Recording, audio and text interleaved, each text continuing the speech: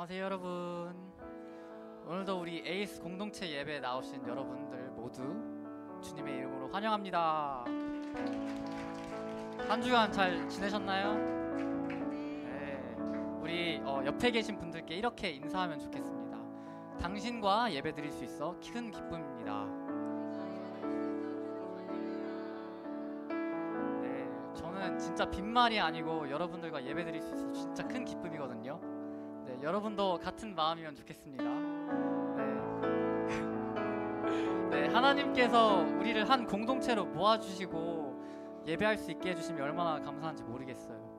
현재 우리가 처한 상황, 자라온 환경, 그 모든 것들이 다른 우리지만 주님 안에서 한 몸이잖아요. 그런 우리를 통하여서 주님께서는 역사하십니다. 네, 우리를 통하여서 온 열방이 주님께로 돌아오게 하시고 우리 그 사실을 잊지 않고 믿음으로서만 굳게 설 수 있는 우리 에이스 공동체 되기를 소망합니다. 네, 우리 이 시간 우리 예배를 위하여서 기도로 우리의 마음을 준비하길 원합니다. 때로는 세상이 우리를 모질게 하고 삶이 버겁게 느껴질 때도 있어요. 그렇지만 주님의 선하심 하나만을 믿으며 나아가는 그런 공동체가 되길 원합니다. 우리 모두가 주님의 얼굴을 구하고 간구하고 주님 마음에 합한 예배자로 바로 서기를 소망합니다. 주님께서 허락하신 이 공동체 안에서 세상이 나에게 원하는 것을 구하는 것이 아닌 오직 주님의 뜻만 구하며 주님께만 속한 예배자가 되길 원합니다. 오늘 우리가 드리는 이 찬양, 이 예배가 우리 마음의 고백이 되길 원합니다. 우리 고백을 받아주시고 이 예배가 진실된 예배가 될 수 있게 이 자리에 찾아와 주시고 임재하여 주세요. 우리 이 시간 우리 입술로 고백하고 그렇게 해주실 주님께 간구하며 기도하며 나아가겠습니다. 기도하시겠습니다.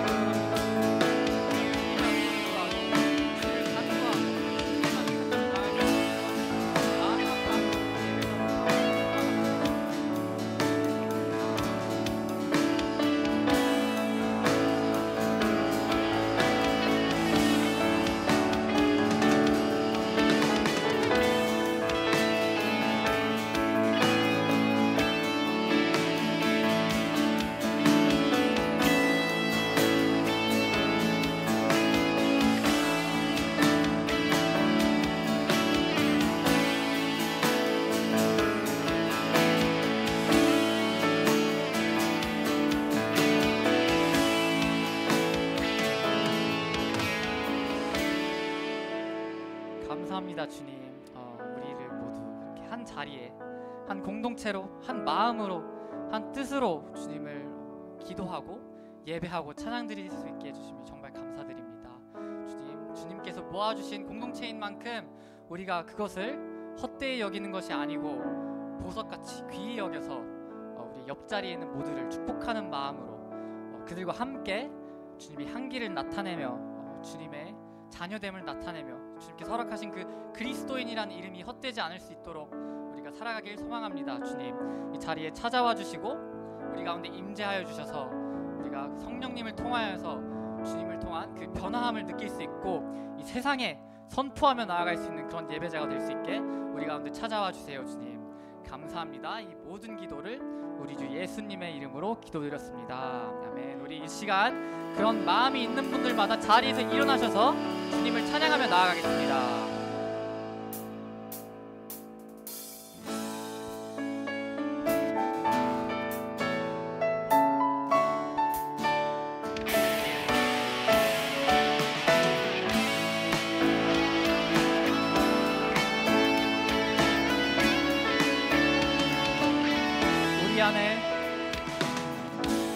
우리 안에 믿음 주신 주 믿음 안에서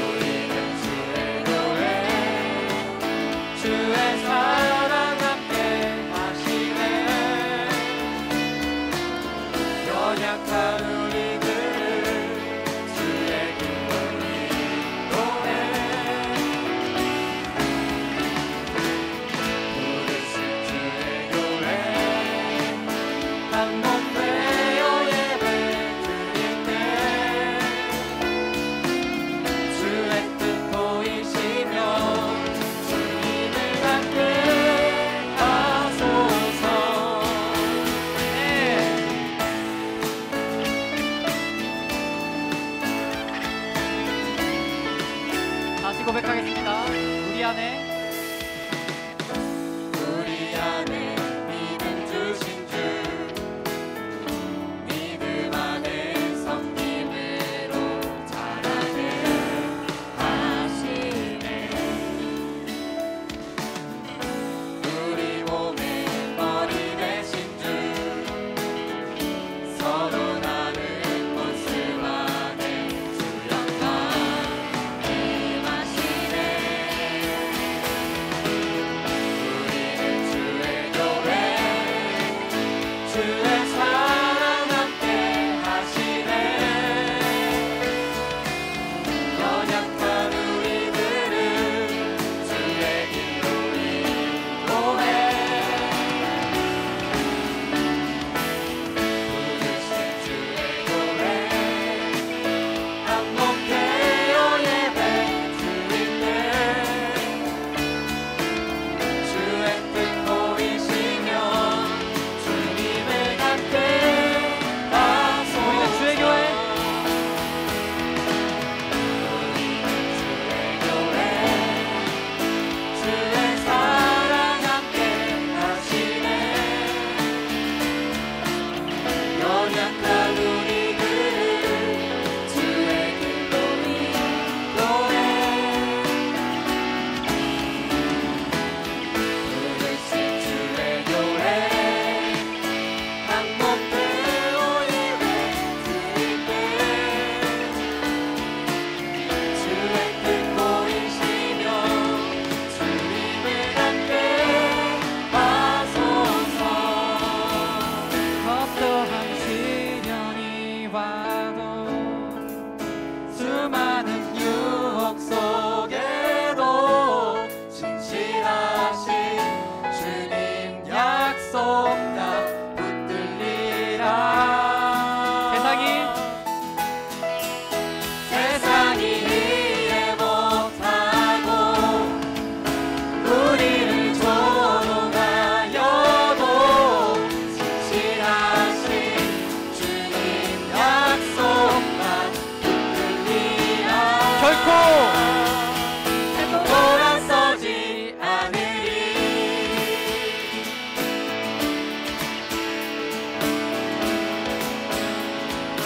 주님 뜻대로 주님 뜻대로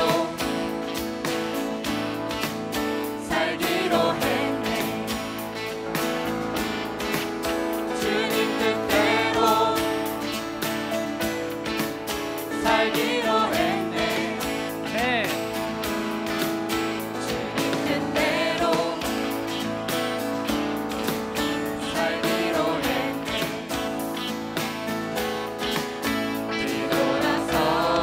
뒤돌아서지 않겠네. 세상 사랑 세상 사랑 날 몰라줘도 이 세상 사랑 날 몰라줘도 이 세상 사랑 날 몰라줘도 뒤돌아서지 않겠습니다. 돌아서지 않겠네.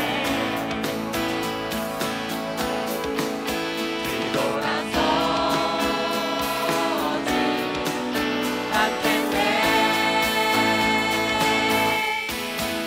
어떠한 시련이 와도 수많은 유혹 속에도 진실하신 주님 약속만 붙들리라.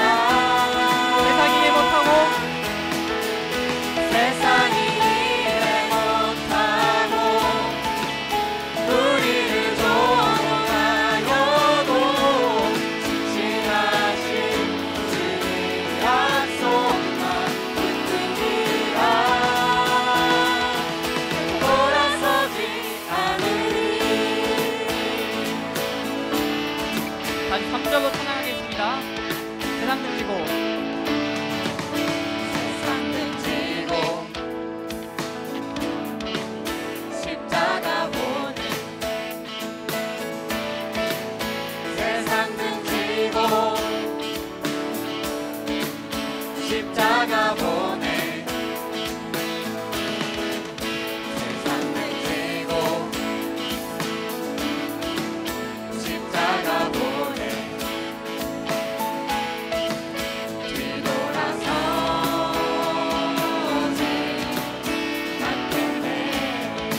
않겠네.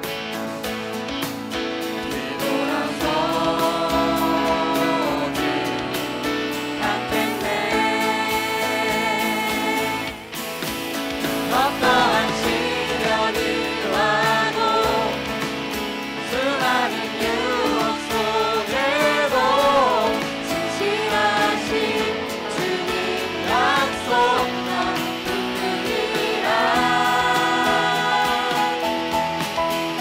세상이 이해 못하고 우리를 조롱하려도 진실하신 주님 약속만 붙들리라. 돌아서지 하늘이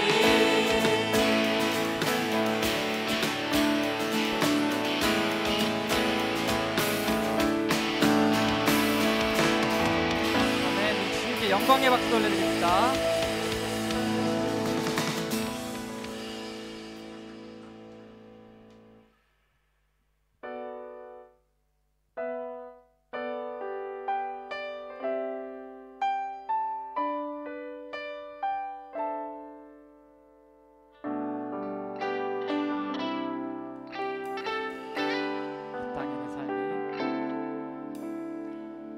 이 땅의 내 삶이 비록 버겁더라도 주님의 선하심 나 믿으며 가리. 이 작은 자통에 주가 이뤄가시니 감사로 사는 삶 나 살기 다시 고백하겠습니다. 이 땅의 내 삶이 이 땅의 내 삶이 비록 버겁더라도 주님의 선하심 나 믿으며 가리. 이 작은 자통에 주가 이뤄가시니 감사로 사는 삶 나 살기 원하네.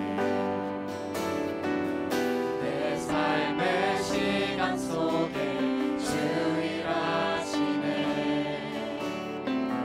내 모든 여정 속에 함께 하시네.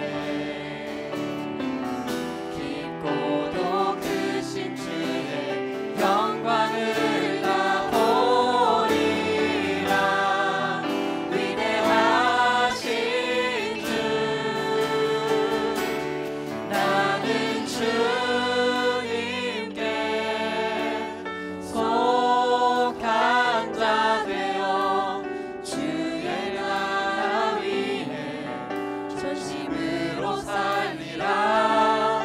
주의 마음에 합한 자 되어 남기신 소명 이루리. 그렇습니다. 주님, 우리가 주님 마음에 합한 자가 되길 원합니다. 다시 찬양하겠습니다. 이 땅에 이 땅의 내 삶이 비록 버겁더라도 주님의 선하심 나 믿으며 가리. 이 작은 자통에 주가 이뤄가시니 감사로 사는 삶 나 살기 내 원하네. 삶에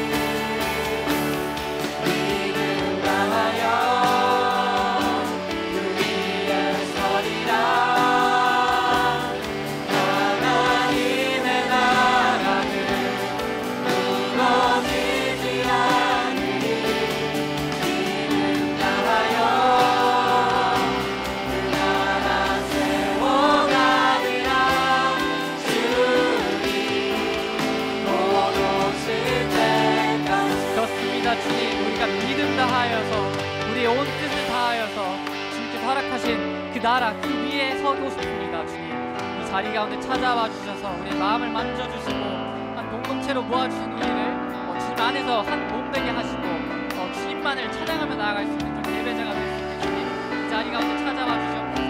우리 이 시간 우리의 마음을 모아서 우리 입술로서 고백하며 나아가길 원합니다. 주님, 우리를 사용하여 주시고 이곳에 임재하여 주셔서 주님께서 원하시는 그 삶을 우리가 살아갈 수 있게 해주시옵소서. 기도하시겠습니다.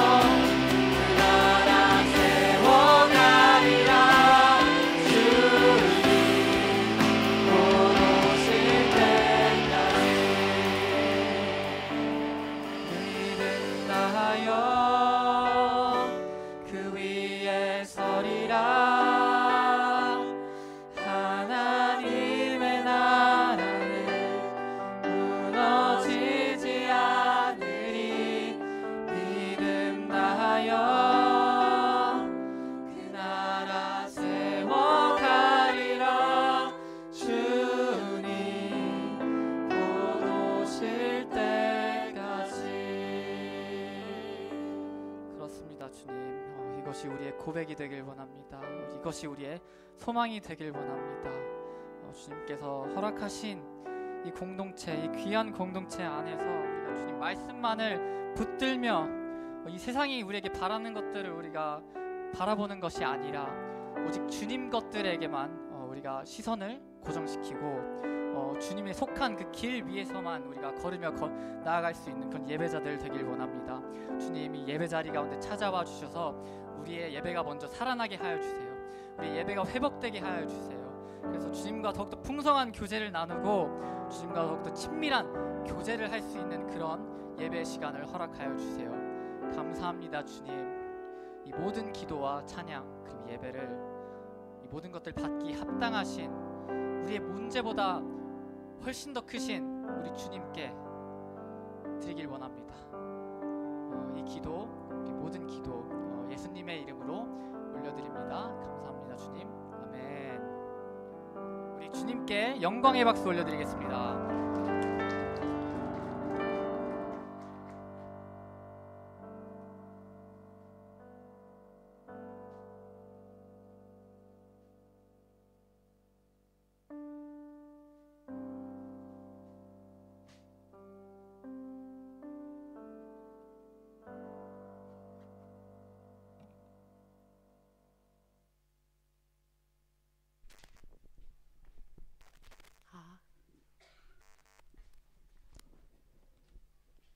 오늘 우리에게 주신 말씀은 사도행전 15장 1절에서 21절입니다.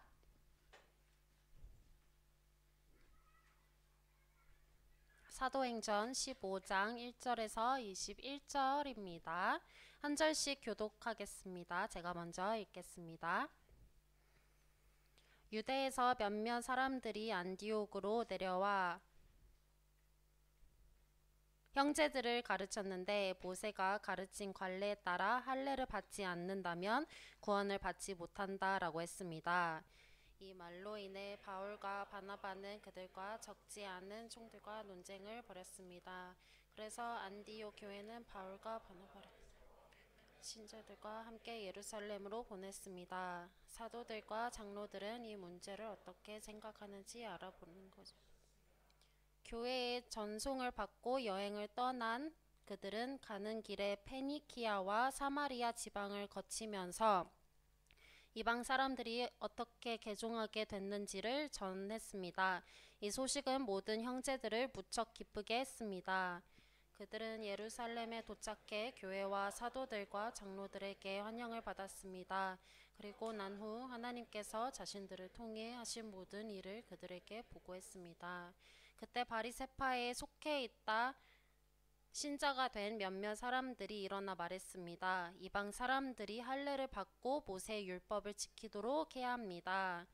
사도들과 장로들이 이 문제를 논의하려고 함께 모였습니다. 오랜 시간 동안 토론한 끝에 베드로가 일어나 그들에게 말했습니다. 형제들이여, 여러분도 알다시피 얼마 전에 하나님께서 여러분 가운데서 나를 선택해 이방 사람들도 내 입술을 통해 복음의 말씀을 듣고 믿게 하셨습니다.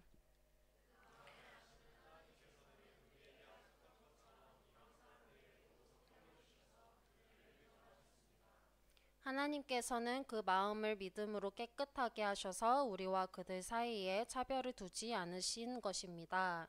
그런데 여러분은 어째서 우리 조상이나 우리가 가지고 있었던 무거운 짐을 이방 신자들에게 지어서 하나님을 시험하려고 하십니까? 우리는 그들과 마찬가지로 주 예수의 은혜로 구원받는다고 믿습니다. 온 회중이 조용해지면서 바울과 바나바가 하는 말을 귀 기울여 들었습니다. 그들은 자신들을 통해 하나님께서 행하신 표적과 기사를 이야기했습니다. 그들이 이야기를 마치자 야고보가 받아 말했습니다. 형제들이여, 내 말을 들어보십시오. 하나님께서 자기 이름을 위해 처음에 어떻게 이방 사람들 가운데 백성을 불러 예언자들의 말씀도 이것과 일치합니다. 기록되기를 이 일 후에 내가 돌아와 다윗의 무너진 장막을 다시 지을 것이다. 폐허가 된 것을 내가 다시 짓고 내가 회복시킬 것이다. 그러면 남은 사람들과 내 이름으로 일컬음 받은 모든 이방 사람들이 주를 찾을 것이다.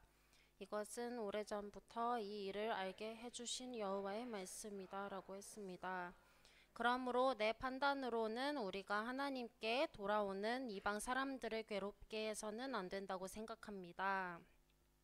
다만 우상으로 더러워진 음식과 음행과 목매어 죽인 짐승의 고기와 피는 멀리하라고 지는 것이 좋겠습니다. 다 같이 읽겠습니다. 오래전부터 모세의 율법이 각 도시에 전해져 안식일마다 회당에서 그것을 읽고 있기 때문입니다. 아멘.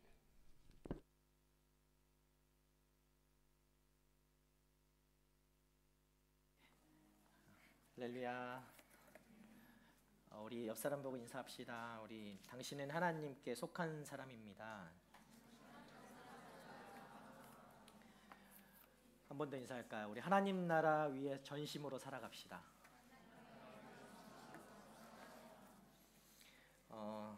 네, 그것이 여러분의 비전이 되고 소망이 되기를 바랍니다.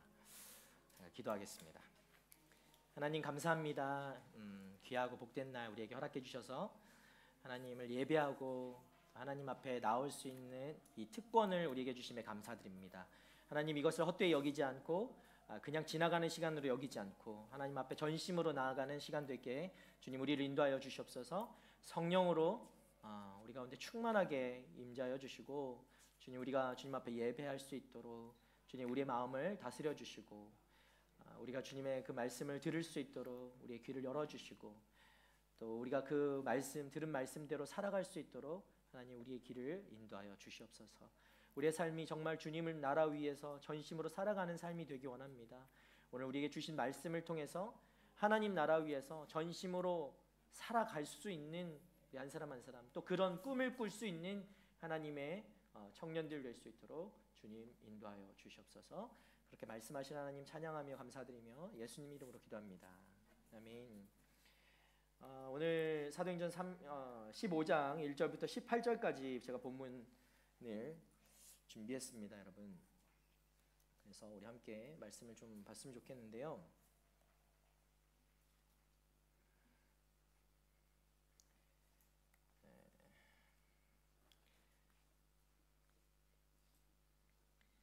자, 우리 지난주 말씀이 조금 생각나는지 모르겠어요.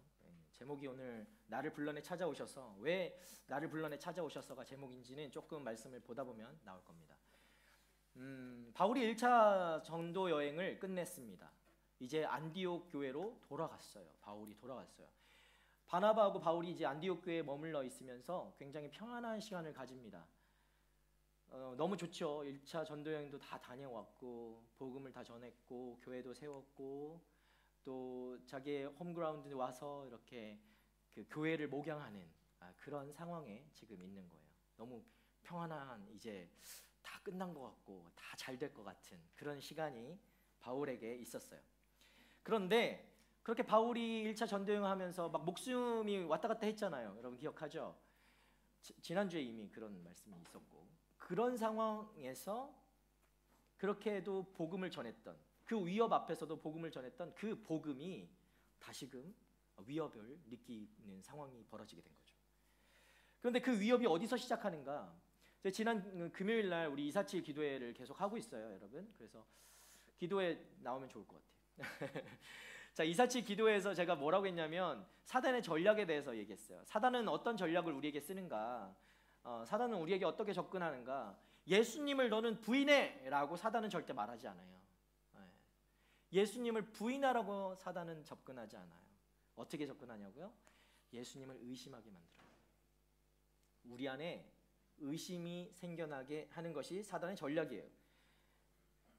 예수님만으로는 안 된다라고 의심을 품게 합니다. 여러분 안에 그것이 사단의 전략이라는 거예요. 안디옥 교회가 위기를 맞았어요. 그 어떤 사람, 그거 외부의 문제가 아니었죠. 내부의 문제였어요. 자, 우리 1절 말씀을 우리 한번 다시 볼까요? 1절 말씀 보겠습니다. 시작. 유대에서 몇몇 사람들이 안디옥으로 내려와 형제들을 가르쳤는데 모세가 가르친 관례에 따라 할례를 받지 않는다면 구원을 받지 못한다라고 했습니다. 여러분, 이 위기는 어디서부터 왔습니까? 세상으로부터 지금 안디옥 교회로 왔나요? 아니에요. 어디로부터 왔다고요? 이 사람들 유대에서 몇몇 사람들이 왔대요. 유대는 예루살렘에서 왔다는 얘기예요. 예루살렘에서 몇몇 사람들이 지금 여기로 온 거예요. 자, 여러분, 이것은요, 예루살렘이니까 뭐 밖에 아니야 그렇게 할 수도 있지만 예루살렘은 어디입니까? 예루살렘 교회는 마더처치예요.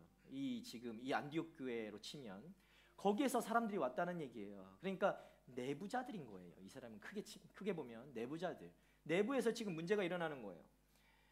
여러분 기억할 것은요, 교회는 어떤 외부의 문제가 생겨서 외부의 문제가 그 강하게 더 들어온다고 하면 그 문제로 교회는 절대 무너지지 않습니다. 외부의 문제로 교회는 쓰러지지 않습니다. 오히려 교회는 더욱더 강해지겠죠.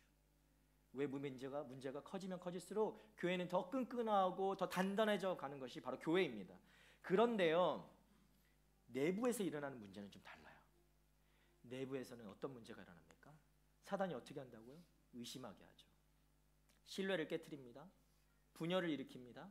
관계를 깨트리는 거예요. 그러면 교회가 힘들어지는 거죠. 교회가 흔들리는 거예요. 여러분, 공동체는 서로 의심하는 관계가 되어서는 안 됩니다. 옆 사람 의심하지 마세요. 나의 물건이 지금 없어졌다고 해도 의심하지 마세요. 여러분이 어디다 두고 온 거예요. 절대 의심해서는 안 돼요. 의심이 아닌 어떻게 해야 됩니까? 우리는 서로 사랑해야 돼요. 용납해야 돼요.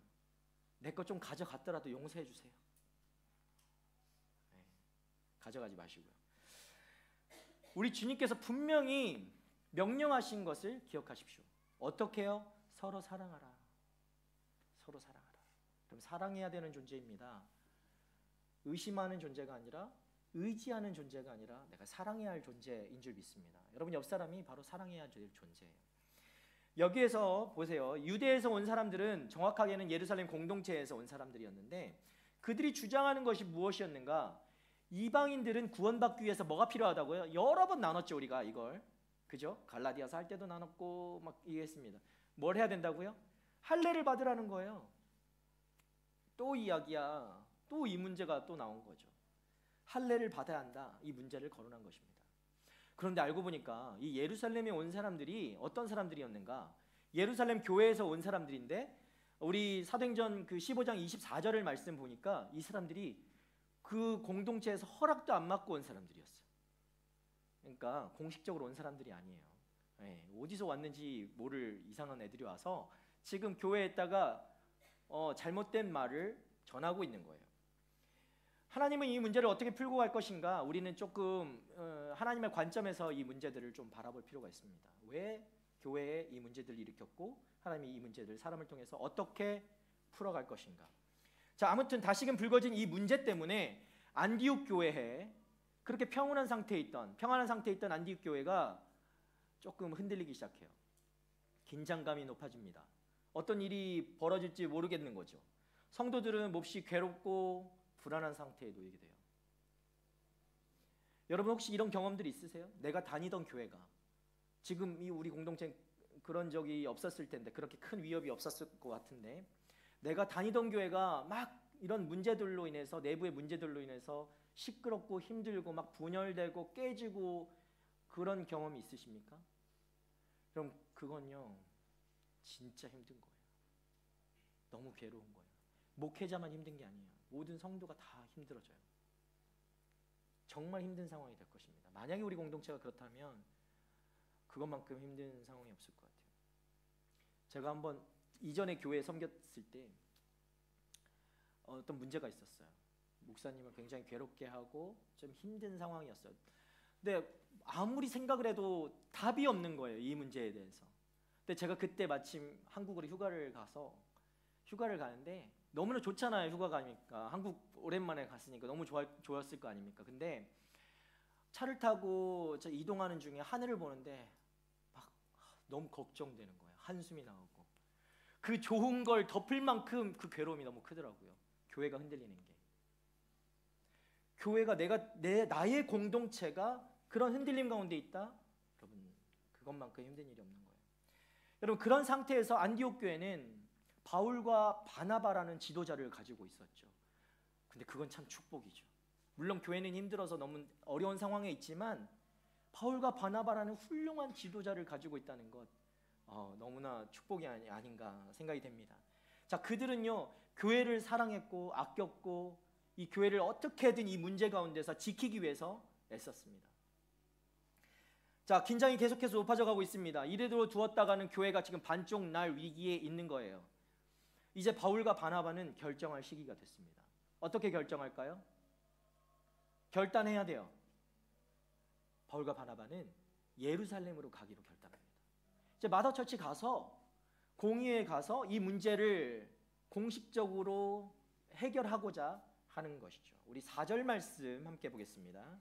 시작. 그들은 예루살렘에 도착해 교회와 사도들과 장로들에게 환영을 받았습니다. 그러고 난 후 하나님께서 자신들을 통해 하신 모든 일을 그들에게 보고했습니다. 여러분 이 문제를 해결하는 것이 왜 중요하냐면 이 문제는 안디옥 교회만의 문제가 아니기 때문에 그런 거예요. 앞으로 바울과 바나바가 또 교회가 이방인 선교를 어떻게 해 나갈 것인가의 기로에 서게 된 거예요. 이 문제가 해결되지 않으면 더 이상 선교를 할 수가 없는 상황인 거예요. 문제가 해결돼야만 복음이 확장을 이룰 수 있습니다. 문제가 해결돼야만 바울이 2차, 3차, 4차 전도 여행을 갈 수가 있어요. 우리는 알죠. 바울이 갔다는 것을. 하지만 그 당시에는 모르잖아요. 이 문제가 그만큼 중요한 거예요. 이 문제가 해결되지 않으면 망할 수 있는 거예요. 교회가 망할 수 있어요. 무너질 수 있는 거예요. 여러분 연합할 때 선교가 이루어지는 것입니다. 아멘. 이곳에서 좋은 소식이 들려와야 다음 선교가 이루어지는 거예요. 그만큼 중대한 문제를 가지고 바울과 바나바가 예루살렘으로 갑니다. 이들은 이제 예루살렘에 도착했습니다. 그들이 도착했을 때 어떤 그룹들이 예루살렘에서 바울과 바나바를 맞이합니까?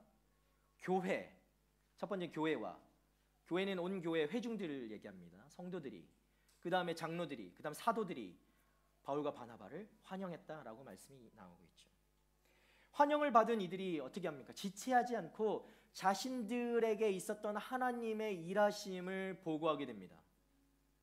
재미있는 것은 사도행전 9장에 보면 바울이 사울이었을 때 다메섹 도상에서 예수님을 만나잖아요. 예수님을 만나서 회심하고 그 다음 바울이 어디로 갔죠? 예루살렘으로 가요.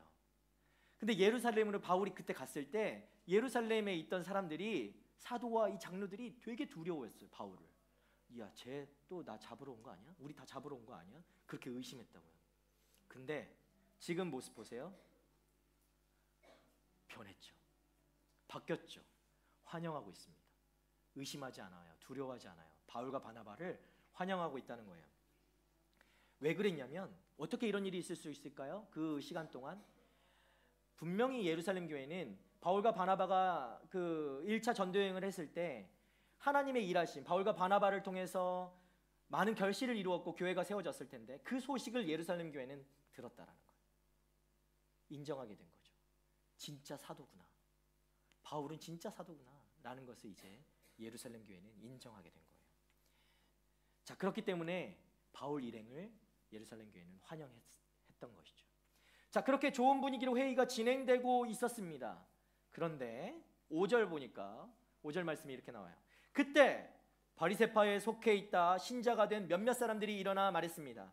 이방 사람들이 할례를 받고 모세 율법을 지키도록 해야 합니다. 또 나왔어요. 또 잘 나가다가 또 이런 사람이 꼭 튀어나와요. 그죠? 여러분, 오히려 잘 됐습니다. 이 문제는 반드시 해결해야 되는 거예요. 이 문제는 확실하게 정리하고 지나가야 되는 거예요. 그냥 지금 딱 그때인 거죠. 자, 앞으로 더 이상 이 문제로 힘든 일은 일어나지 않을 거예요. 지금 해결한다면. 열방을 향하는 선교가 더욱더 빨리 확장될 수 있습니다. 이 문제가 해결되면. 자, 바리새파 사람들이 말하는 이 할례의 문제, 우리가 듣고 또 들었습니다. 어떤 문제입니까? 이 할례, 몸의 할례를 받으라는 거예요. 모세 율법대로라면 이방인이라 할지라도, 유대인이라 할지라도 할례를 받아야만 하나님의 백성이 된다라는 것이죠. 근데 그렇습니까? 여러 번 이 얘기를 나눴지만, 그러나 그렇지 않다라는 거예요. 더 이상 할례가, 몸의 할례가 더더욱이 이방인들에게는 필요가 없다라는 거예요. 마음의 할례가 중요하다라는 거죠. 마음으로 주를 고백하고 믿으면 된다 라는 것이 지금 하나님의 계획이라는 것입니다. 하나님의 계획은 지금 이것입니다. 마음으로 믿어라. 주를 고백해라. 그러면 된다. 하나님께서 바울과 바나바 그리고 하나님의 사람들을 통해 그 하나님의 계획을 드러내셨습니다. 나는 이제 이렇게 선교를 이끌어 갈 것이다 라고 하나님이 선포하신 거예요. 그런데 이 선포하신 것은 하나님께서 예수 그리스도를 통해서 새 시대를 열었다, 내가 열겠다 라고 선포하신 거예요. 그런데요, 바리새파 사람들은 이게 어떤 모습입니까? 이 새 시대를 거부한 거죠. 나는 여전히 옛 시대에 붙잡혀 있는 거예요. 예수 그리스도가 의미 없는 바리새파 사람들, 그 하나님의 계획에 전 반대입니다 라고 한 거예요. 그들은 새로운 시대가 이미 왔음에도 그것을 이해하지 못하고 깨닫지 못한 것이죠. 여러분, 우리 공동체를 예로 들어볼까요? 우리 공동체에 새 가족이 많이 들어와요. 그죠? 가는 사람도 많지만 오는 사람도 많아요. 새 가족이 오늘 왔어요. 맞나요? 네. 예로 얘기하는 거예요 지금. 새 가족이 왔습니다. 새 가족이 오늘 처음 왔다 하더라도 우리는 그 새 가족을 환영하고 우리의 일원으로 받아들일 수 있죠. 그렇죠? 있습니까? 없습니까? 예, 있죠. 그런데 어떤 바리새파 같은 사람은 우리 공동체에 있을지 없을지 모르겠어요. 어떤 바리새파 같은 사람이 우리 공동체에 있다라고 생각해 봅시다. 그 사람은요, 이렇게 주장하는 거죠. 새 가족은 세례를 받아야 돼. 새 가족은 사주 새 가족 교육을 마치지 않는 이상은 우리랑 같이 예배드릴 수도 없고, 우리랑 교제할 수도 없고, 우리랑 말도 섞어서는 안 돼. 밥도 먹어서는 안 돼. 이렇게 얘기하는 거예요. 여러분, 혹시 이런 생각을 가지고 있는 바리새파 같은 사람이 있습니까? 여기에? 있습니까? 없습니까? 네. 여러분, 만약에 이렇게 한다면 어떻게 될까요? 시드니에 소문이 쫙 퍼질 거예요. 야, 시드니 온누리교회 저 청년부 쟤들은 새 가족을 받아도 사주 교육을 받아야 되고 세례도 받아야 되고, 절대 그 전에는 만나지도 않고 밥도 같이 먹지도 않고 교제도 하지 않는데, 예배도 같이 안 드린대. 뭐 그런 교회가 다 있어? 라고 얘기할 거예요. 그러면 누가 우리 교회로 오겠어요? 저거 이단이야 그러겠지. 누가 우리 교회로 오겠어요? 누가 여러분이 어떻게 그 친구들을, 여러분의 친구들을 교회로 인도할 수 있겠어요? 할 수 있어요? 이런 상황에서? 안 되는 거죠. 우리 공동체에 이런 생각을 가지고 있는 사람이 없기를 바랍니다. 네, 없을 거예요. 그런데 예루살렘 공회에서 다루고 있는 이 문제는 그저 멤버십에 관한 문제 그 이상의 문제였어요. 구원에 관한 문제죠. 가장 중요한 문제, 구원에 관한 문제예요. 여러분, 구원을 얻기 위해서는 어떤 자격 요건을 갖춰야 된다라고 지금 이 문제를 이슈화 시킨 거예요. 할례와 율법이라는 자격 요건을 얘기한 거죠. 그런데 구원은 그렇습니까? 구원은 그런 자격이 있어야 되는 것인가요? 구원은 절대적인 하나님의 은혜로 받는 것입니다. 아멘. 여러분, 그것의 인간의 행위는 0.0.00000000000000001도 작용하지 않습니다. 어떤 영향도 줄 수가 없습니다. 우리 구원에는 하나님께서 우리에게 주신 이 구원에는 우리의 이 작은, 정말 손톱보다 더 작은 노력도 영향을 줄 수가 없다고요. 혹시 여러분 안에 그래도 뭔가 좀 열심히 믿어야지 하나님 구원하시는 거 아니야 라는 생각을 갖고 있다면, 여러분 이 시간 내려놓으십시오. 우리의 어떤 노력도, 우리의 어떤 행위도 절대 하나님의 구원에 영향을 줄 수가 없습니다. 자, 그렇다고 이 세상의 모든 사람을 하나님께서 구원하시는가? 어때요? 그럴까요? 하나님은 이 세상의 모든 사람을 다 구원하실까요? 어떻게 생각합니까? 제가 여기서 yes 하면은 큰일 나요. 그것은 아니에요. 그렇게 되면 어떻게 되냐면, 예수 그리스도의 십자가는 아무런 의미가 없어요. 예수님이 쓸데없이 죽은 거예요. 제가 좀 심하게 얘기해서 예수님이 죽음이 아무 의미가 없어지는 거예요. 모든 사람이 구원받을 건데 예수님이 왜 죽어요? 죽을 이유가 없죠. 죽을 필요가 없습니다. 여러분, 구원은 오직 예수 그리스도의 십자가가 나를 위한 십자가임을 고백하고, 예수 그리스도가 나를 위해 죽으셨고 예수 그리스도가 나의 유일한 구원자이심을 믿는 것입니다. 그런 이들에게만 하나님께서 은혜로 주시는 것입니다. 여러분 믿으십니까? 이 사실을 꼭 믿길 바라요. 그럼에도 불구하고 여러분 안에 어떤 행위를 생각하신다면 구원과는 영향이 없는 것입니다. 다시 본문으로 돌아와서 바리새파 사람들이 할례를 이야기하며 다시 문제를 삼자 어떻게 됩니까? 공의회 회원들이요, 여러 변론을 통해서 이 문제를 풀고자 합니다. 이방인들을 우리 그리스도인 공동체에 어떻게 들어오게 할 것인가에 대해서 서로 논의하게 되죠. 이것은 이런 거예요. 이 예루살렘 그 공회에 장로들과 사도들과 함께 모여서 자, 모세 율법이 이전에 작용했던 그 모세 율법이 이제 예수 그리스도로 시작된 이 새 시대에서는 어떻게 적용될 것인가? 우리 교회에서는 어떻게 이것을 적용하고 나아갈 것인가를 논의하는 거예요. 굉장히 깨어 있죠. 여러분, 이 굉장히 개혁적인 사고입니다. 네. 굉장히 도전적인 거예요. 이제 기준이 새롭게 세워진 거예요. 새 기준이 세워졌습니다.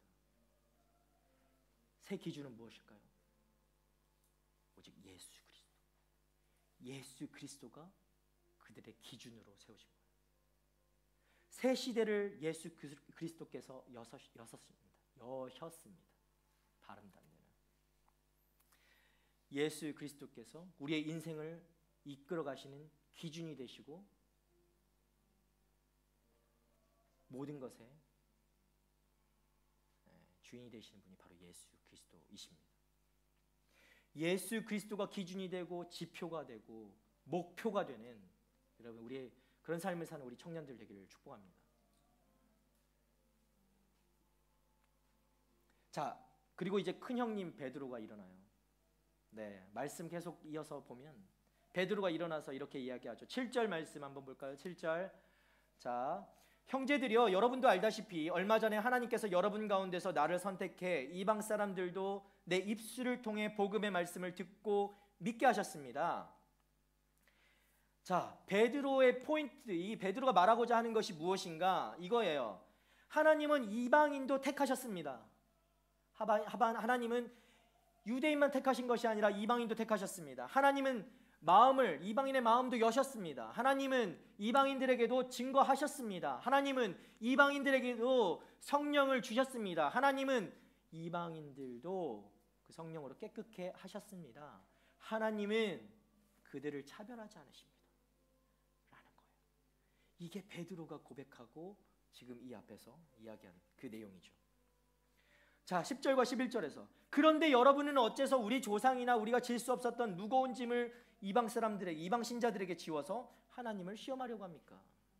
우리는 그들과 마찬가지로 주 예수의 은혜로 구원받는다고 믿습니다. 아멘. 우리도 이렇게 고백할 수 있어야 되죠. 우리도 그들과 마찬가지로 주 예수의 은혜로 구원받는다고 믿습니다. 아멘. 예수 그리스도의 은혜면 충분한 것이죠. 믿습니까? 그런데 그것을 넘어서 더 무엇을 해야만 하는 것으로 예수 그리스도의 은혜만 충분한데 그것을 넘어서 더 무엇을 해야만 하는 것으로 이방 신자들에게 짐을 지우지 말라라는 거예요. 뭘 더 해야 합니까? 이렇게 도전하며 선포하는 거죠. 우리 모두는 주 예수의 은혜로 구원받았습니다. 주 예수의 은혜로 구원받았습니다. 여러분, 은혜는요 그냥 주는 거예요. 그냥 대가 없이 주는 거예요.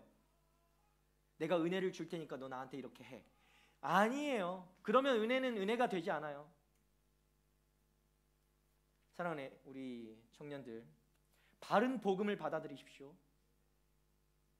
바른 복음이어야 됩니다. 안디옥 교회에 들어와서 거짓된 것을 말하던 형제들처럼 여러분 잘못된 복음을 진리인 것처럼 말하는 이들을 경계하십시오. 교회에는 꼭 한두 사람 꼭 있어. 우리 공동체에는 없는 줄 믿습니다. 진리는 오직 말씀이에요. 진리는 오직 말씀이에요. 오직 예수 그리스도이십니다. 그 외에는 없어요. 그것이 기준되지 않고 여러분 자기 생각이 기준되는 것 절대 진리가 될 수 없습니다. 그것은 교회를 흔드는 거예요. 교회의 질서를 어지럽히는 것입니다. 내 생각이 진리인 것처럼 말씀하지 마십시오. 그것을 경계해야만 합니다. 말씀에 근거한 이야기를 하세요. 공동체 안에서는 특별히 여러분들 모임 가운데서도 구원은 오직 예수 그리스도의 은혜로 받는 것임을 여러분 꼭 기억하길 바랍니다. 온 인류가 하나님의 구원의 대상은 될 수 있습니다. 온 인류는 하나님의 구원의 대상이에요. 그러나 온 인류가 다 구원받진 않아요. 구원이 있다는 얘기는 반드시 심판이 있다는 얘기입니다. 심판이 없는 구원은 구원이라 얘기하지 않죠. 그렇죠? 심판이 있기 때문에 구원을 이야기하는 겁니다. 구원이 있기 때문에 심판이 있는 것이죠. 우리 평화주의자잖아. 다 구원받고 다 하나님 자녀로 다 그렇게 살면 너무나 좋겠지만 절대 그렇지 않아요. 분명히 심판받는 자들이 있고 구원받지 못하는 자들이 분명히 존재하는 거예요. 그 기준이 무엇인가? 오직 예수 그리스도. 다른 것에서 기준 삼을 수가 없습니다. 예수 그리스도가 나의 구주라고 믿는 사람은 구원받은 거예요. 여러분 의심하지 마십시오. 요한복음 1장 12절 13절 말씀에 그러나 그분을 영접한 사람들 곧 그분의 이름을 믿는 사람들에게는 하나님의 자녀가 될 권세를 주셨다라고 했습니다. 이 사람들이 하나님의 자녀로 태어난 것은 혈통이나 육정이나 사람의 뜻으로 된 것이 아니다. 하나님의 뜻으로 된 거다. 이 말이 뭐예요? 하나님께 주도권이 있다. 하나님의 주권이다. 내가 어떤 가문이 훌륭해서 구원받은 것이 아니다. 내 부모가 너무 돈이 많아서 내가 구원받은 것이 아니라 하나님의 뜻으로 된 거예요. 그분의 이름을 믿는 사람들, 하나님 그 사람들에게 하나님의 자녀가 될 권세를 주셨다. 분명히 말씀이 이야기하고 있죠. 사람의 뜻으로 될 수 없습니다. 예수 그리스도의 이름을 믿는 사람들에게만 하나님의 자녀가 되는 것입니다. 주 예수를 믿으십시오. 그러면 당신과 어떻게 돼요? 당신의 집안이 구원을 받을 것입니다. 주 예수를 믿으십시오를 빼버리고 당신과 당신의 집안이 구원을 받을 것입니다만 얘기하지 마십시오. 제발. 주 예수를 믿는 게 힘드니까 빼버리고 내 마음대로 성경을 말씀을 자르지 마세요. 그래서 이단이 생기는 거예요. 자기가 받고 싶고 듣고 싶은 말씀만 보는 거죠. 여러분 이방인도 유대인도 그 누구도 주 예수를 믿으면 구원을 받는 것입니다. 베드로는 지금 그것을 선포하는 거예요. 자, 그러니까 사람들이 어떤 반응을 일으킵니까? 우리 12절 말씀 앞부분을 보면 이래요. 온 회중이 조용해지면서 아무도 이 말에 반박할 수가 없는 거예요. 아무도 더 이상 거들 수가 없어요. 이 진리의 말씀 앞에 대꾸할 수가 없는 거예요. 하나님께서 그들의 입을 막아버리셨어요. 진리로 오히려 입을 막아버리셨어요. 더 이상 그 거짓된 것들을 이야기하지 못하도록. 자, 그리고 공의에는 이제 바나바와 바울이 하나님께서 이방인들 사이에 어떤 역사를 일으키셨는가를 이야기하고, 그리고 야고보가 어떻게 합니까? 최종적으로 성경으로 확인하고 결정을 지금 내리게 되죠. 자, 야고보는 누구인가? 이 예루살렘 공의회의 의장과 같은 사람이 바로 야고보였어요. 그러니까 베드로도 큰 형님이고요. 교회 너무 이상하죠? 베드로와 야고보가 이렇게 교회의 지도자라고 생각하면 되겠습니다. 자, 야고보가 말하기 전에 보세요. 베드로가 성령의 은사를 근거로 율법 없이도 이방인들도 포함될 수 있다 이렇게 주장했고, 바울과 바나바가 그런 표적과 기사를 통해서 그걸 증거로 제시했다면, 이제 야고보는 성경에서 그것을 찾아서 주장하는 거예요. 결론 짓는 거예요. 말씀이 결론되는 여러분 삶을 사시길 바랍니다.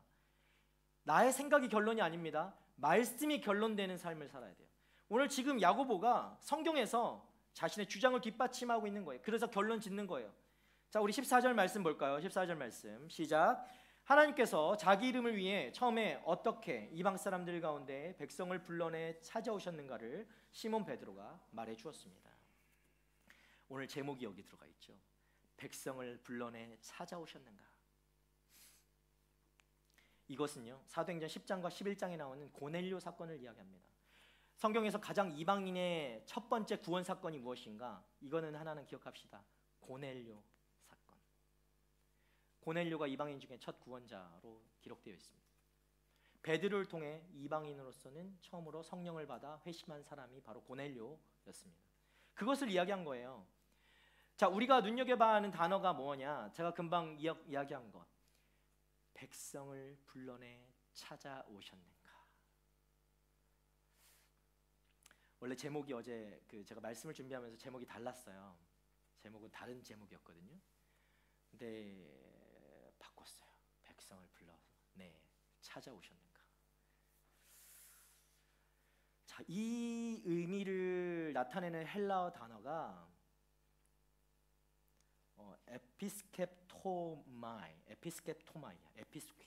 에피스케토마이. 옆에다가 한글을 안 적어놨는데 다시 읽으려니까 막 갑자기 헷갈렸어요. 에피스케토마이. 이게 바로 백성을 불러내 찾아오셨다. 이거의 헬라 원어입니다. 에피스케토마이. 이 뜻이 무엇에 있냐면 돌보시는 것, 이런 뜻이 있어요. 그리고 슬픔이나 어려움에 처한 사람을 위로하기 위해서 병문안하기 위해 찾아가는 것, 그런 뜻을 가지고 있어요.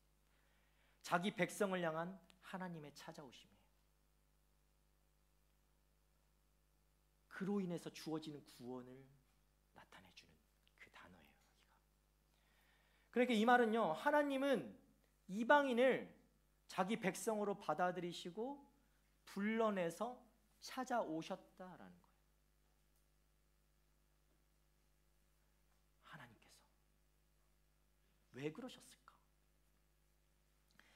자, 이 단어가 쓰여진 구절 성경에서 내용들이 어디에 있냐면, 사라가, 임신하지 못하던 사라가 하나님께서 찾아오셔서, 에피스케토마에 하나님께서 오셔서 사라가 이삭을 낳게 되죠. 또 에피스케토마에 하나님이 어디 나타나시냐? 이집트의 노예로 살고 있던 이스라엘 백성들에게 하나님께서 에피스케토마에 하나님으로 나타나셔서 그의 신음을 들으시고 그들의 고통 가운데서 구원하여 주시죠. 찾아가 주셔서 백성을 불러내 구원하셨어요.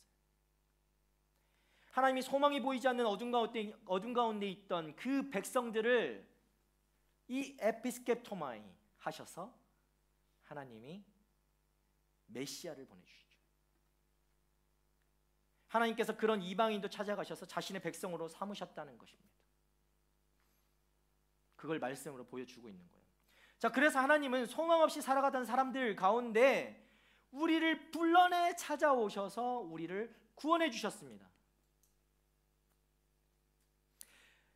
이거는 하나님, 여러분 얼마 전에 이거는 우미셸의 찬양이 아니고 제가 좋아하는 그 찬양 인도자고요. 근데 하나님의 열심이라는 찬양 있잖아요.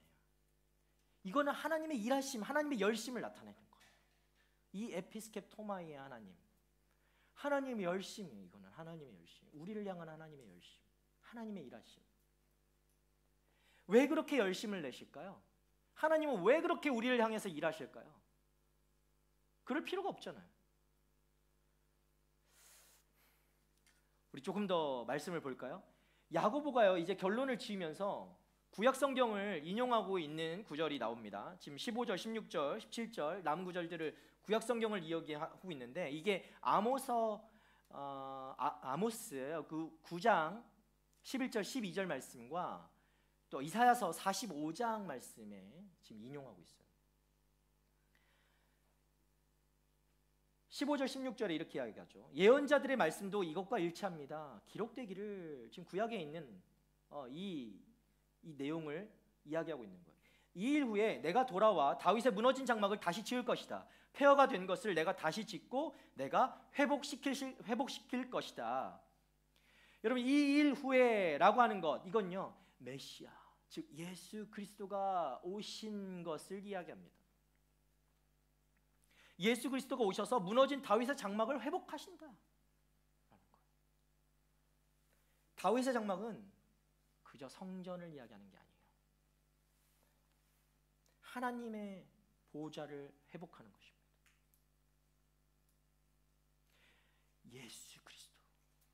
예수 그리스도를 이야기하죠. 오늘 1부, 2부 설교 때 목사님이 설교 중에는 이것을 예배라고도 말씀하셨어요. 예배 회복을 말하는 것이다. 그것도 저는 동의합니다. 그가 오셔서 교회의 머리가 되시고 새 시대를 열어주신 거예요. 교회를 회복하신 거예요. 교회를. 자, 그러면 남은 사람과 내 이름으로 일컬음 받는 모든 이방 사람들이 주를 찾을 것이다 라고 17절에 말하죠.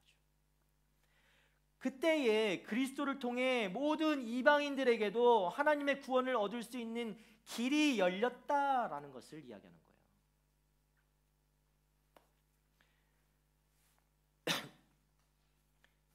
이것은 오래전부터 이 일을 알게 해주신 여호와의 말씀이다 라고 지금 야고보가 말씀으로 결론 짓는 겁니다. 이것은 하나님이 오래전부터 말씀하신 거야 라고 얘기하죠. 즉 이방인도 하나님의 은혜로 구원받을 대상이라는 사실을 지금 얘기하고 있는 거예요. 여러분, 이게 지금 이때에만 이슈가 되는 게 아니라 하나님께서 이미 구약에서 이 이야기를 하셨다고요. 이방인도 나의 대상, 나의 자녀다 라는 것을 이미 말씀하셨어요. 여러분, 하나님께서 예수 그리스도를 보내셔서 다윗의 장막을 다시 지으시고 폐허가 된 이 땅을 회복시켜 주셨습니다. 아멘. 무엇 때문입니까? 무엇 때문에요? 왜 교회를 회복시키시고 왜 다윗의 장막을 회복시키시고 왜 예배를 회복시키십니까? 무엇 때문에요? 바로 남은 사람들과 모든 이방 사람들이 주를 찾게 하기 위함이다. 회복된 하나님의 교회가, 예수 그리스도로 세워진 교회가 하나님의 사랑을 나타내고 전해서 그들로 하여금 하나님을 찾을 수 있도록 하는 것이다. 여러분의 한 사람 한 사람이 하나님의 백성으로, 하나님의 교회로 여러분 안에 있는 그 예배가 회복되어서 여러분을 통해서 하나님의 그 남은 자들이, 여전히 하나님을 모르는 그 자들이 여러분을 통해서 회복되게 하시려는 것, 주를 찾게 하시려는 것, 그것이 목적이라는 거예요. 아브라함에게 복을 주신 것은요? 왜 아브라함에게 복을 주셨죠? 창세기 12장 말씀에 아브라함에게 복을 주셨어요? 왜요? 그가 그 복 받고 그냥 떵떵거리면서 혼자 잘 살려고? 아니요. 복이 되라 하셨어요. 열방에 복이 되게 하기 위해서 아브라함에게 복을 주셨어요. 열방에 복이 되게 하시는 건 뭡니까? 그 아브라함을 통해서 열방이 복을 받는 것입니다. 복의 통로가 되어서. 여러분은 왜 구원받았어요? 여러분 혼자 구원받아서 집에 가서 와, 나 구원받았어. 난 구원받은 백성, 내 옆에 앉아있던 애는 구원받지 못한 것 같아. 이러려고? 아니라는 거죠. 왜 나를 구원하셨나? 여러분 고민해보세요. 왜 나를 구원하셨을까요? 왜 나를 하나님께서 불러와 찾아내셔서 에피스케토마이 하나님이 나를 찾아오셔서 그 구석에 있던, 그 음지에 있던, 그 어둠 속에 있던 나를 찾아오셔서 나를 불러내서 나를 구원하신 이유가 도대체 뭐냐고요? 여러분 한 번쯤 고민해봤어요? 너무나 당연한 겁니까? 여러분 구원하신 게? 고민해보십시오. 왜 나를 구원하셨을까? 이 땅에 교회가 존재하는 이유도 마찬가지입니다. 열방의 복이 되어야 하는 거예요. 거기에 존재의 이유가 있는 거예요. 우리 교회, 우리 공동체, 또 구원받은 우리 모두가 각자에게 이 이유가 있는 거예요. 여러분 각자가 이 에피스케토마이의 하나님의 은혜를 경험하는 삶을 살기를 바랍니다. 이미 경험하셨을 거라 생각합니다. 그렇다면 왜 하나님은 나를 불러내 찾아오셔서 그 은혜를 부어주셨는가? 왜 나를 그냥 가만히 놔두시지? 왜 찾아오셔서 나를 불러내셨는가? 14절 말씀에 이렇게 나와요. 하나님께서 자기 이름을 위해. 저는 이 말씀을 보면서 여기에 답이 있다라는 생각을 했어요. 하나님께서 자기 이름을 위해. 여러분이 전적인 하나님의 은혜로 예수 그리스도의 피값으로 산 인생이라면, 그 어둠 속에서 헤매이고 소망도 없이 희망도 없이 살던 여러분을 하나님께서 건져주신 삶이라면 우리는 그 은혜를 어떻게 해요? 하나님의 이름을 위해 돌려드려야 되는 거예요. 그것에 우리의 목적이 있는 줄 믿습니다. 여러분이 하나님의 자녀로 자녀답게 살 때 하나님의 복의 존재로 또 복을 누릴 때 정말 구원받은 백성으로 그 백성의 그 구원을 완성해가며 살아갈 때 여러분의 모습을 통해서 하나님의 이름이 높임을 받으시고 영광 받으시는 거예요. 그리고 하늘에는 영광이요 땅에는 평화라고 했나요? 하늘에는 하나님께서 영광을 받으실 것이고 여러분의 그 삶을 통해서 땅에는 어떤 일들이 일어납니까? 여러분의 그 삶을 통해서 주를 찾아오는 자들이 주께로 나올 것이다. 여러분 그것 때문에 여러분을 하나님께서 불러내어 찾아오신 줄 믿습니다. 그럼 구원에 머물지 마십시오. 구원은 우리의 인생의 목적이 아닙니다. 하나님께서 우리를 구원하신 이유가 있는 거예요. 너머에 그 목적이 있는 것입니다. 나 구원받았네, 너 구원받았네. 그것에 머물지 않아야 돼요. 구원받은 백성.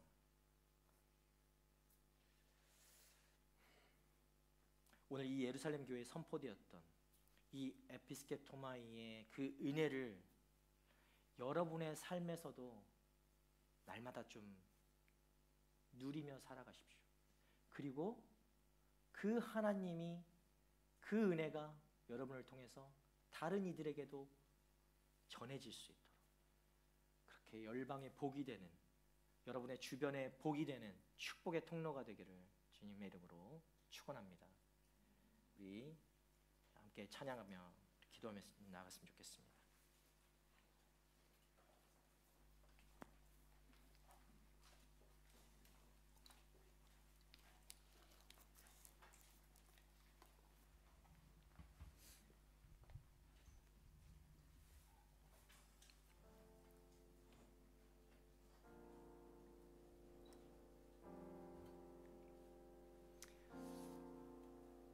마지막 우리가 함께 제가 말씀 나눴잖아요. 그의 이름을 위해 우리 찬양할 때 여러분을 하나님께서 찾아내신 그 이유, 그래서 당연히 목적이 있겠죠. 여러분 고민해보지 않았다면 좀 고민해보면서 좀 생각해보면서 묵상하면서 나아갔으면 좋겠는데 이 찬양을 함께 하면서 예수의 이름을 높여드리는 여러분의 삶이 되기 원하고 여러분의 그 목적이 바로 주님의 이름을 높이기 위해 살아가는 인생들이 되기를 바랍니다. 우리 그런 마음으로 하나님을 찬양하며 나아가도록 하겠습니다.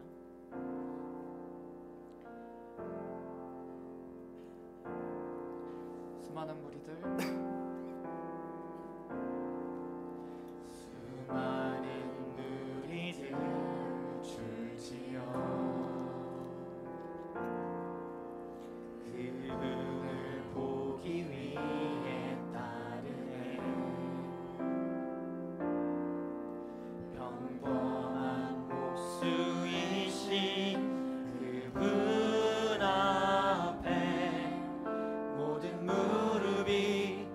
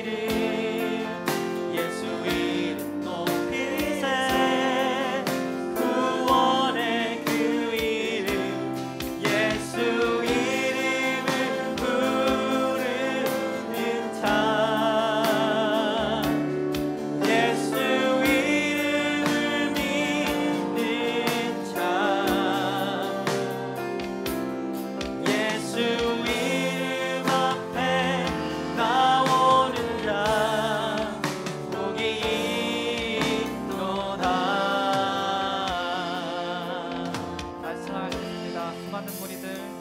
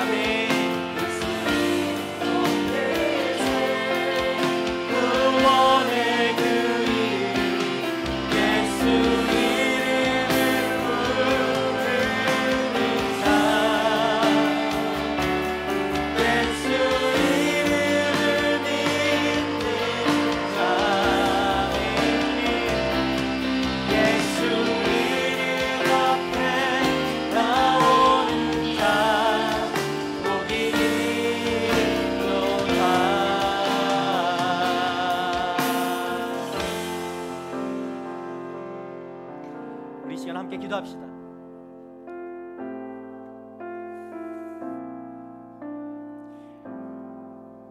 하나님께서 여러분에게 구원을 허락하신 분명한 이유와 목적이 있는 줄 믿습니다. 여러분이 구원받았다라고 확신한다면 예수 그리스도 그분이 나의 구원자 되시고 내가 그분의 그 죽음으로 인하여서 십자가 죽음으로 인하여서 내가 구원받았다라고 확신한다면 여러분이 그렇게 믿는다면 여러분 구원받은 것입니다. 하나님께서 여러분을 불러내어서 찾아내어서 여러분에게 구원의 은혜를 주셨습니다. 근데 여러분에게 도전하고 싶어요. 여러분 그 삶에 머물지 않기를 원합니다. 그것이 목적이 되지 않기를 원합니다. 하나님께서 우리를 불러내서 찾아내신 그 목적, 그는 구원을 뛰어넘는 것입니다. 내가 구원받은 인생으로 하나님 어떻게 살아가야 합니까? 혹시 여러분 안에 그것으로 만족하고 머물렀던 인생이라면 오늘 다시 한번 주님 앞에 묻고 듣고 들은 대로 행동하는 이 시간 됐으면 좋겠습니다. 여러분 결단하는 시간들 됐으면 좋겠습니다. 하나님 앞에 하나님 나를 찾아와 불러내어 주심에 감사합니다. 하나님의 그 찾아주시는 그 은혜에 감사하며 하나님 나에게 허락하신 그 구원의 은혜에 감사드리며 하나님 내가 어떻게 살아가야 할 것인지 하나님 말씀하여 주십시오. 나를 인도하여 주십시오. 내 가운데 그 목적을 주님의 그 분명하고도 선명하고도 명확한 음성으로 나에게 들려주십시오. 주님 내가 주님이 말씀하신 대로 살아가겠습니다. 여러분 이런 결단으로 나아갔으면 좋겠습니다. 하나님께서 말씀하실 때 하나님 내가 주춤하는 것이 아니라 내가 순종함으로 결단함으로 주님의 말씀에 하나님 예 그렇습니다 주님 내가 나아가겠습니다. 원하십니다라고 나아갈 수 있는 하나님 내가 되게 하여 주시옵소서. 믿음의 하나님의 자녀가 되게 하여 주시옵소서.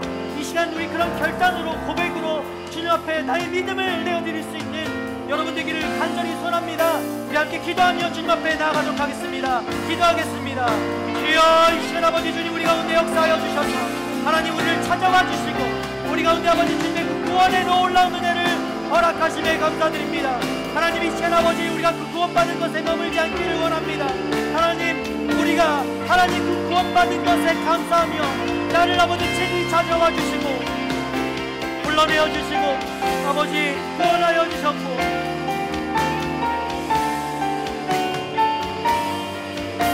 하나님의 백성으로 살게 하셨는데 하나님 내가 아버지 어떻게 살아가야 합니까? 말씀하여 주시옵소서.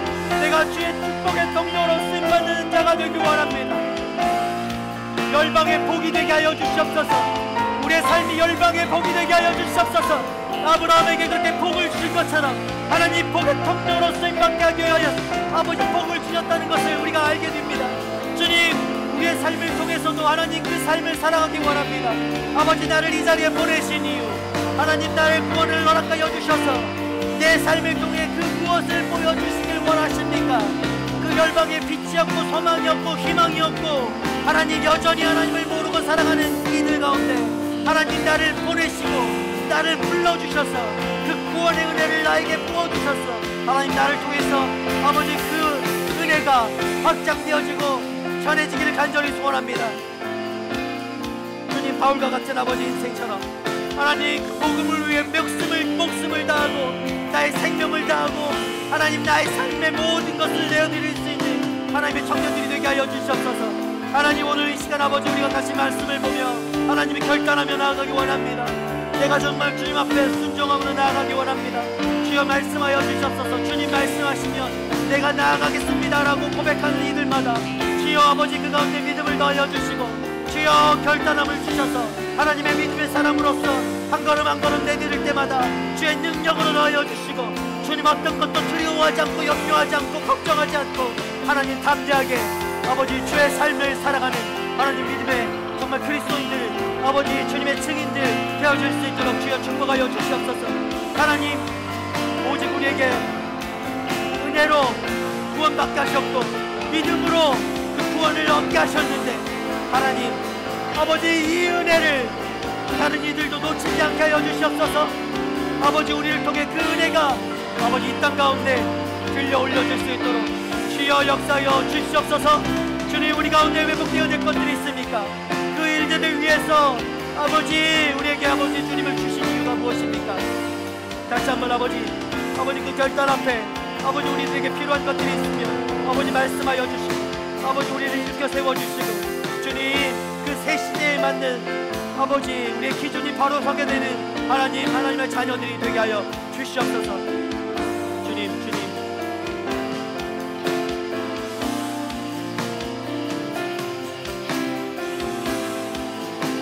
임하소서. 주여 이 결단 앞에 하나님 인도하여 주시옵소서. 하나님 인도하여 주시옵소서. 하나님의 아버지 마음을 부어 주시옵소서. 열방을 향한 아버지 그 간절함과의 통함과 그 가난한 마음들이 우리 가운데 있게 알려 주시옵소서. 하나님의 백성으로서 하나님 머물지 않고 주님 앞으로 담대히 나아가는 아버지 주의 청년들 될 수 있도록 주여 역사하여 주시옵소서.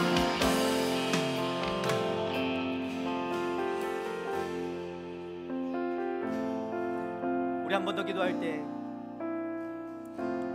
여러분 하나님의 백성으로 그렇게 살아가길 원하십니까? 오늘 말씀을 통해서 우리에게 보여주시는 것은 예수 그리스도를 통해서 우리 안에 이루실 일들이 있다라는 거예요. 그런데 그 전에 우리 안에 회복되어야 될 것들이 있어요. 교회도 회복되어야 되고 예수 그리스도를 통해서 교회가 회복되어야 되고요. 여러분의 삶도 회복되어야 됩니다. 여러분의 예배도 회복되어야 됩니다. 예수 그리스도로만 살아가는 삶, 예수 그리스도가 기준되는 삶. 여전히 이 바리새파 사람들과 같이 옛 기준에 머물러 있고 옛 시대에 머물러 있어서 그리스도가 오셨음에도 불구하고 여러분의 안에 회복되지 못하고 새 시대를 살아가지 못하는 여러분의 인생이 있다면, 그런 삶이라면 이 시간 주님 앞에 간구하시고 그 회복을 꿈꾸는 이 시간 됐으면 좋겠습니다. 주님 앞에 기도하십시오. 주님, 내 삶에 회복되어야 될 것들이 있습니다. 주여 아버지, 내 안에 끊겨져 있던 그 예배가 회복되길 원합니다. 주님, 내 안에 끊겨져 있던 주님과의 관계가 회복되길 원합니다. 예수 그리스도가 다시 한번 나의 기준이 되길 원합니다. 내 인생의 기준 되었던 그 세상의 기준이 아니라 그 모든 것들을 내려놓고 오직 주님이 기준 되시는 삶, 주님 때문에 살아가는 삶, 주님이 목표가 되는 삶, 하나님, 그것이 나의 기준이 되고 나의 회복이 되기를 원합니다. 주님, 내 안에 일하여 주시옵소서. 주님, 이 시간 내가 결단하며 주님 앞에 간구하며 나아갈 때 우리의 삶 가운데 하나님의 회복이 일어나게 하여 주시옵소서. 하나님, 예배가 회복되게 하여 주시옵소서. 주님 앞으로 더 가까이 나아가는 하나님의 사람들이 되게 하여 주시옵소서. 우리 그렇게 간절히 구하며 주님 앞에 주여 한번 부르며 기도하며 나아가도록 하겠습니다. 주여 아버지, 주여 우리 안에 한번 회복되게 해주시겠습니다. 회복되어야 될 것들이 있어요. 주님, 예배가 회복되게 하여 주시옵소서. 예수 그리스도가 회복되게 하여 주시옵소서. 주님과의 깨어졌던 관계가 회복되게 하여 주시옵소서. 주님, 어떤 문제 때문에, 아버지, 그 문제 때문에 세상의 문제로 가로막혀서 하나님과의 나아가지 못했던 그 문제들이 있습니까?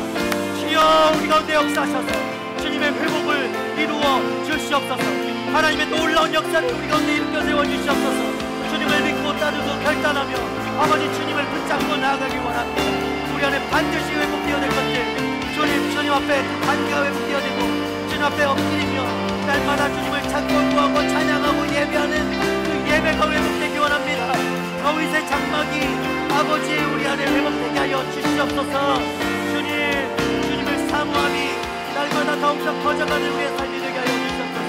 하나님, 내 인생의 기준이었던 것들이 무엇입니까?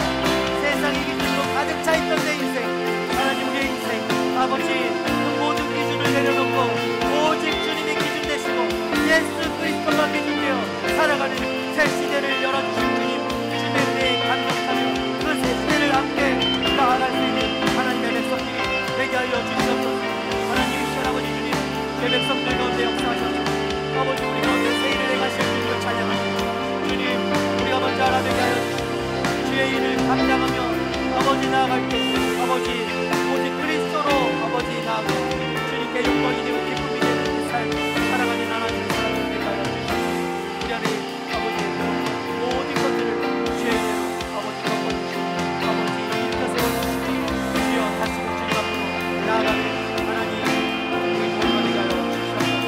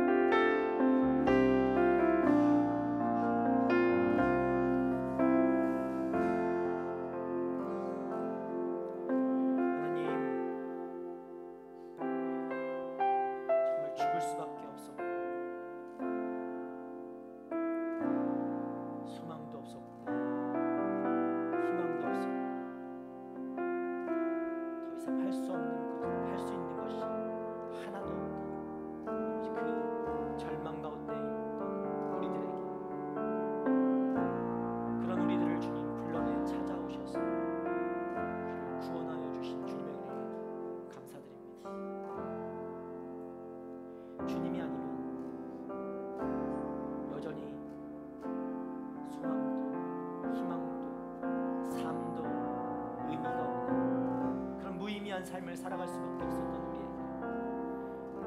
주님은 찾아오셔서 우리를 구원하여 주실 뿐만 아니라 우리에게 새 시대를 열어주시고 새로운 소망을 갖게 하여 주셨고 새로운 삶을 살게 하여 주셨고 의미 있는 삶이 될 수 있도록 인도하여 주셨습니다. 주님, 그 목적에 대해서는 한 번도 생각해 보지 않았고 그냥 구원받은 것에 대해서 감사하다라고만 고백했던 삶이었는데, 나를 불러내 찾아오신 하나님의 그 이유가 있다라고 한다면,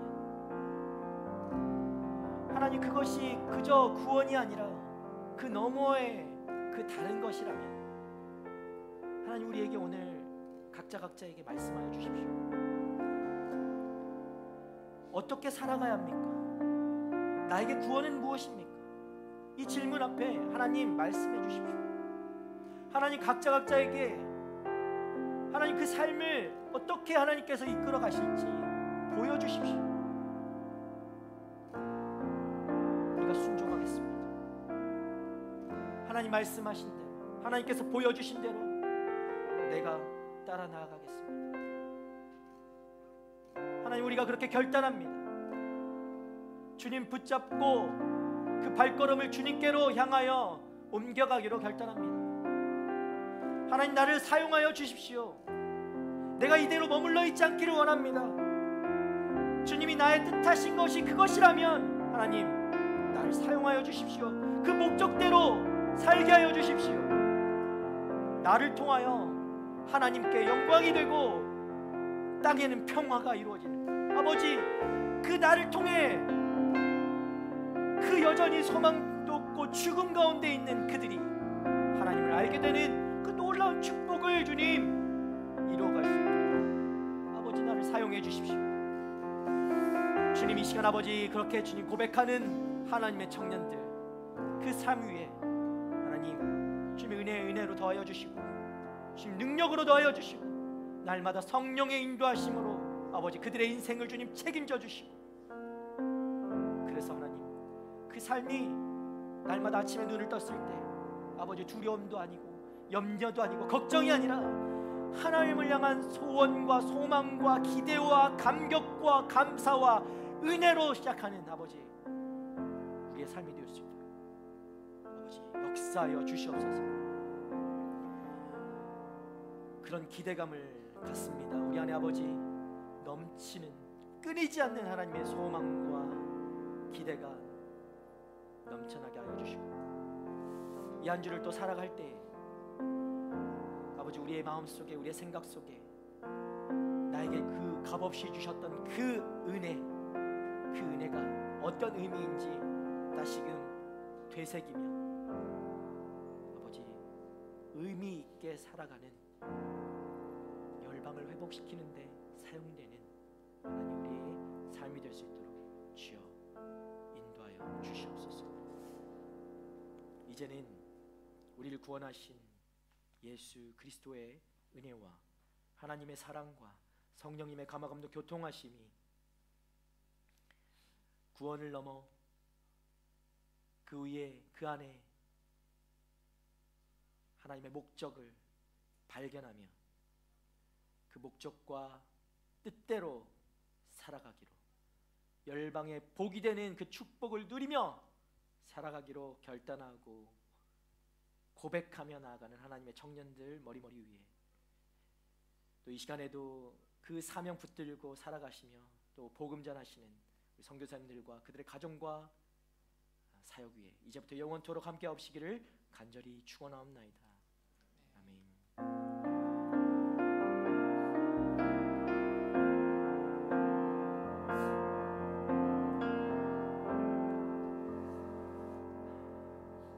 우리 삶 가운데 역사하신 우리 주님께 감사와 영광의 박수 올려드립시다.